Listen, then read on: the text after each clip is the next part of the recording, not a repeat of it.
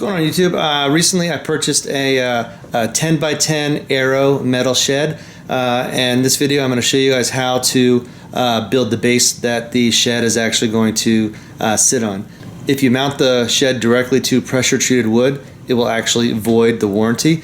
I guess there's chemicals in the wood that I guess deteriorate the metal. Initially what I was going to do is I was going to put a 4x4 frame. I was going to level up a 4x4 frame, and then I was going to mount the shed to that. But now I'm not going to do that. So what I bought was, I've got some pressure treated 2x4s, and I have some non-pressure treated 2x4s. I'm going to put the pressure treated 2x4s on these guys. These guys I'm going to level up in the yard. I'm going to put the pressure treated 2x4s down, and then I'm going to put the non-pressure treated 2x4s on top of that, and I'll bind them together and then mount the shed directly to this. The shed's actually going to go over in this area, so I'm going to have to clear out the area and make it level. I've got a bunch of these little pavers here. I'm going to have to pull these guys up, and I need to get started. And that's my dog Dash, and that is Teddy. This is the box that the actual shed came in. It is a 10 by 10 Aero shed, and I did buy the floor kit. So the floor kit, I guess, are metal pieces that will mount to something that's in this box, and then I got to go buy some plywood. It does say open other end first. Well, I opened it backwards. So let's open up the instructions and see what the exact dimensions of this base need to be. I got the dimensions of the shed right here. It looks like the front is 121 inches, and that is just over 10 feet. And the side measurements are 114.5 inches, and that's about 9.5 feet. So let's go inside and build this frame. Here's a quick update. I have 1, 2, 3, 4, 5, 6 of the cement footers in the ground for the base. Here, let me show you. So I got that guy. Nice, my dog taking a crap right there. That guy where I basically had to bury it completely down. Then I got this guy. I got this guy, and I actually had to lift this guy up a little bit. And I've got this guy here, and this guy here. I have not put this footer in yet, and then this footer where the front door is going to go yet, just because I'm going to build the frame right now. I'm going to build the frame, and I'm going to get the frame all squared up. Then I'll know exactly where these last two footers go. I mean, I know it's going to go, one's going to go approximately here, and one's going to go approximately here. And basically what I'm going to do is I'm going to build the frame. It's going to be 121 inches wide along the front, and then 113 and a half inches deep.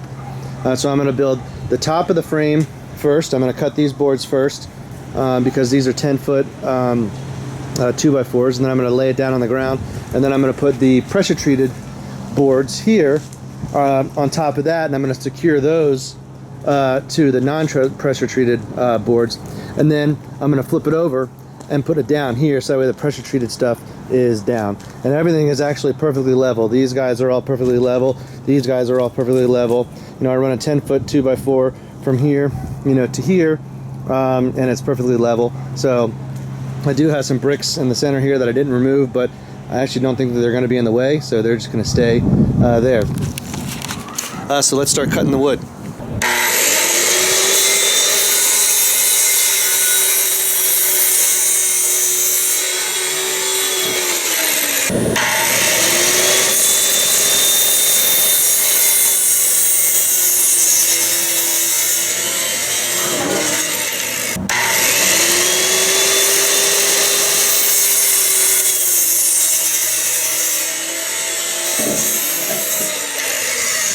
All right, we got the complete frame built now.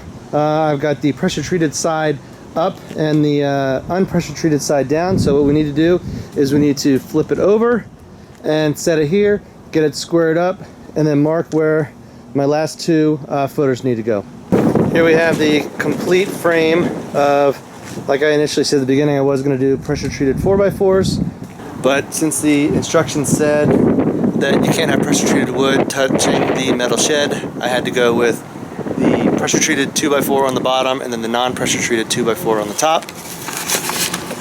I got these cement blocks from Home Depot. and I've got 3 along each side. So 1, 2, 3, and then kind of this one again. We got 1, 2, 3, and then 1, 2, 3, and then 1, 2, 3. And everything is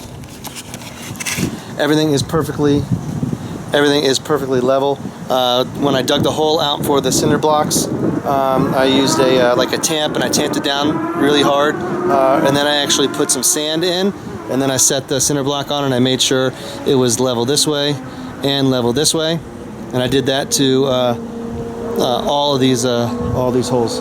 Wanted to do just a quick little update. I've got the entire shed done except for the doors, but this video is about the base. So you can see the base there. Maybe you were wondering how I was going to put the floor kit in. You can see there's actually gaps. So this shed needs to either sit on a platform or needs to sit directly on the ground. I didn't build a platform because I wanted to be able to replace pieces of plywood if they got broken over the years. So that's why I bought this this floor kit. And so I'm putting little bricks underneath all the little joints that are in here, just so that, you know, it will be able to hold the weight. So I got that one done. I still have to do this one and this one, and then and this one right here also. And I'm probably going to put ones in the center here. 1, 2. I won't put any here, but I'll put, you know, one there and one there. And then I'm going to go ahead and then I'll go ahead and run to Home Depot and get the plywood. If you guys got any questions about building the frame for this Aero metal shed, please post them below. If you enjoyed this video, please give it a thumbs up. And if this is the first time to my channel, please subscribe. Have yourself a great day.